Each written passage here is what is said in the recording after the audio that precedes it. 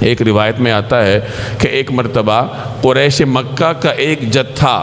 حتیم میں بیٹھ کر نبی کریم صلی اللہ علیہ وسلم کے خلاف منصوبہ بنا رہا تھا، عین بیت اللہ کی چار دیواری میں بیٹھ کے، اور انہوں نے یہ منصوبہ بنایا کہ جیسے ہی رسول اللہ صلی اللہ علیہ وسلم مسجد حرام میں تشریف لائیں گے تو ہم سارے یکجان ہو کر یکبارگی ان پہ حملہ آور ہوں گے۔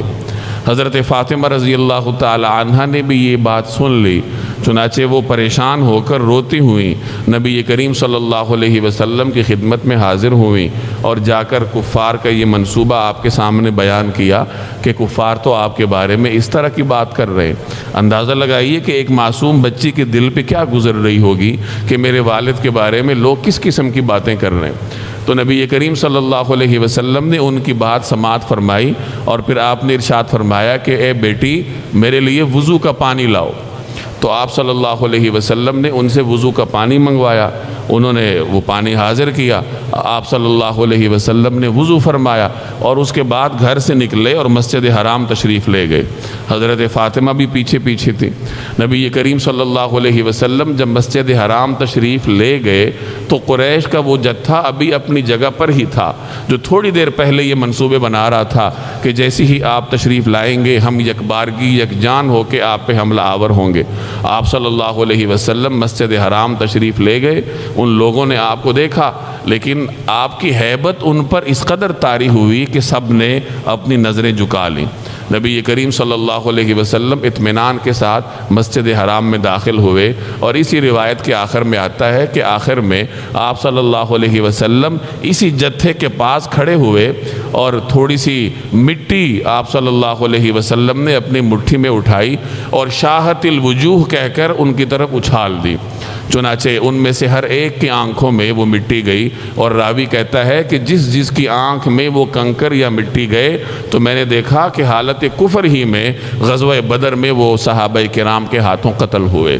تو اس روایت سے دو باتیں معلوم ہوئی، ایک تو یہ کہ پیغمبر کی بے ادبی اور گستاخی کا انجام کتنا برا ہوتا ہے، اور دوسرا سیدہ فاطمہ رضی اللہ تعالی عنہ کی بہادری اور جرت بھی آپ کے سامنے آئی کہ انہوں نے جیسی ہی قریش کی باتوں کو سنا تو فوری طور پر نبی کریم صلی اللہ علیہ وسلم کو باخبر کیا، اور جب آپ صلی اللہ علیہ وسلم گھر سے باہر تشریف لائے تو حضرت فاطمہ بھی آپ کے پیچھے پیچھے تھی، اور انہوں نے بھی دیکھا کہ وہی لوگ جو تھوڑی دیر پہلے منصوبے بنا رہے تھے اب میرے والد ماجد صلی اللہ علیہ وسلم کو دیکھ کر انہوں نے نظریں جھکا لیں۔ تو اس طرح ان کے معصوم دل پر اپنے والد کی حقانیت کے نقوش مزید گہرے ہوئے ہوں گے۔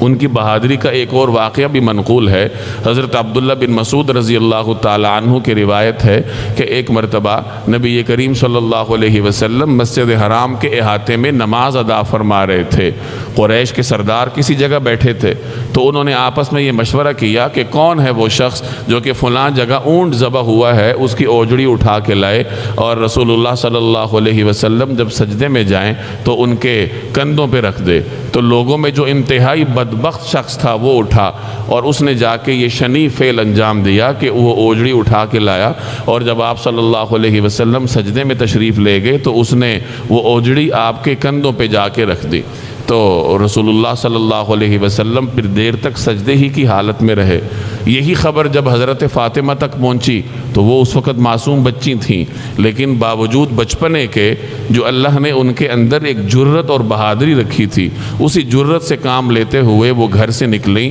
اور سیدھا مسجد حرام تشریف لے گئیں، اور وہاں جو قریش کے سردار بیٹھے تھے انہیں غصے میں برا بلا کہتی ہوئیں نبی کریم صلی اللہ علیہ وسلم کے پاس گئیں۔ آپ علیہ السلام سجدے میں تھے تو حضرت فاطمہ رضی اللہ تعالی عنہ نے وہ جو اوجڑی یا جو غلاظت قریش نے آپ کے